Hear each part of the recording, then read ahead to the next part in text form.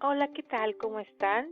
Bienvenidos nuevamente a mi canal. Recuerden que aquí se dan consejos, sugerencias de formas de expresión oral o escrita correctas y espero que les sirva. Vamos a empezar nuestro tema de hoy que se llama análisis de textos.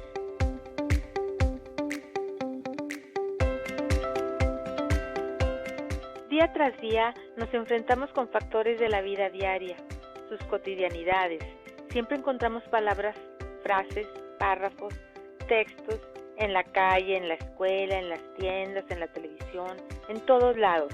Por lo anterior, debemos estar aptos para entender todo lo que se presente ante nuestros ojos. Existe una serie de elementos de análisis que nos servirá para entender bien un texto. Primeramente, tomaremos como base dos tipos de textos: narrativos o literarios y los expositivos o no literarios.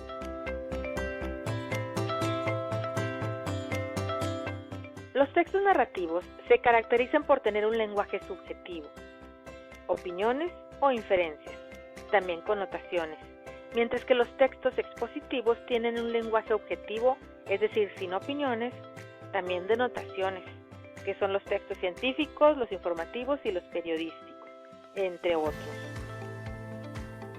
Vamos a tomar como referencia, como base, dos tipos de texto, como ya lo mencionamos ahorita, que son los literarios y los no literarios. En cualquiera de estos dos tipos podemos aplicar los elementos de análisis que vamos a ver a continuación. Tenemos una tablita con el elemento, la descripción de este elemento y un ejemplo para que les quede más claro. El primero de ellos es el tema. ¿Qué es el tema? El tema es de qué trata el texto en forma general, enunciado más o menos de 1 a 6 palabras. No lleva verbo. Para esto es muy importante conocer las categorías gramaticales, es decir, cada palabra con el que se le conoce a cada palabra que utilizamos en las oraciones de nuestro idioma. Un ejemplo de tema es la violencia en México.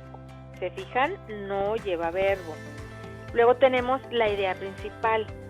Es lo más importante de un texto formulado en una frase completa en forma más específica que el tema. Es decir, ya con decir más específica, ya sabemos que lleva verbo. ¿Por qué? Porque el verbo refleja la acción. Y un ejemplo de una idea principal es: la violencia en México se ha constituido en un problema muy difícil de resolver. Luego tenemos la idea secundaria, que es la oración que apoya a la idea principal. Un ejemplo de una idea secundaria que se relacione con la idea principal, que sea el mismo tema, es: para que la violencia se acabe, es necesario atacar el problema desde la raíz. ¿Se fijan? Complementamos la oración principal que está aquí arriba. Es decir, en un texto podemos ver que en cada párrafo hay una idea principal y varias secundarias. Lo ideal es que sea de 3 a 4 secundarias para que el párrafo no se haga muy extenso y pues luego nos va a salir un texto, o depende de nuestra intención. Muy bien, después de esto tenemos otros elementos que son el propósito y el objetivo. Cotidianamente para nosotros propósito y objetivo podrían ser sinónimos. Sin embargo, si se trata de análisis de textos, tenemos que el propósito es la intención de un texto. ¿Para qué fue creado? Pueden ser son 4 opciones, que son informar, instruir, persuadir o entretener. Informar es solamente cuando tenemos documentado lo que nos están señalando. Instruir es dar una enseñanza, persuadir es tratar de convencer y entretener pues es divertir. Mientras que el objetivo es la intencionalidad del autor al escribir un texto. Para ver la respuesta del propósito, para identificar la respuesta de un texto, solamente tenemos que escoger una de estas 4 opciones que ya mencionamos: informar, persuadir, instruir o entretener. Mientras que si queremos dar respuesta al objetivo de un texto, vamos a empezar con un verbo en infinitivo y luego ya lo que resta de nuestro análisis. Podría ser dar a conocer las causas y consecuencias de la violencia en México. El objetivo, el propósito, la idea principal, el tema y el título deben ir entrelazados para que haya coherencia. Muy bien, luego tenemos otros 3 elementos que son hecho, inferencia y opinión. El hecho es el suceso o acontecimiento que ya pasó, está pasando y que se puede comprobar.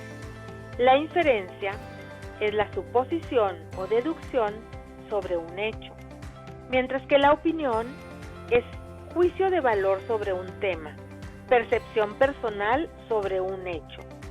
Un ejemplo de un hecho es este.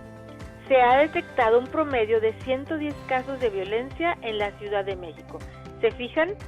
Esto que estamos diciendo se puede comprobar.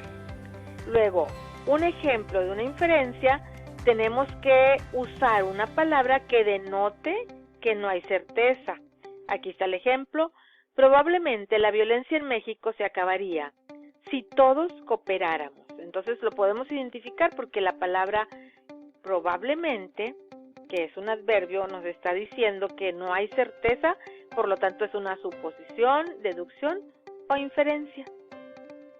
Y un ejemplo de una opinión sería este. Es muy importante que todos los mexicanos pensemos en acabar con la violencia en el país. ¿Se fijan? Aquí les subrayé, es muy importante, porque ahí ya estoy dando un juicio de valor que denota que es una opinión. Muy bien. Tenemos otros 2 elementos de análisis que son el tipo de lenguaje y el tono. El tipo de lenguaje es la forma de expresarse el autor de un texto. Puede ser objetivo, con hechos, o subjetivo con opiniones e inferencias. Un ejemplo de un tipo de lenguaje, el propósito de un texto científico es informar. Aquí tenemos un ejemplo de lenguaje objetivo, porque no estoy dando opiniones. Mientras que el tono es la forma en la que el autor se dirige al lector, lo que provoca un texto al leerlo. Hay diferentes tipos de tono, algunos de ellos son neutro, informativo, reflexivo, alarmante, triste, etc. Fíjense bien, aquí está un ejemplo de tono informativo. Los casos de violencia en México han superado la cifra de los 200,000. Y un tono reflexivo, es necesario que tomemos conciencia de lo que representa en realidad la violencia. ¿Se fijan? Estamos planteando una reflexión y arriba solamente estamos informando. En los textos literarios puede haber tonos más emotivos, por ejemplo, tono de alegría, tono de tristeza, de nostalgia, mordaz. Ya ahí depende el desarrollo que tenga la historia de un texto literario. Muy bien. Espero que les sirva este tutorial. Si no, cualquier duda, por favor, síganme por favor en mis redes. Ahí está el Gmail, Twitter, Instagram, en la página y en YouTube, en este canal que es con mi nombre, de Yanira Contreras. Muchas gracias y nos vemos en el siguiente tutorial.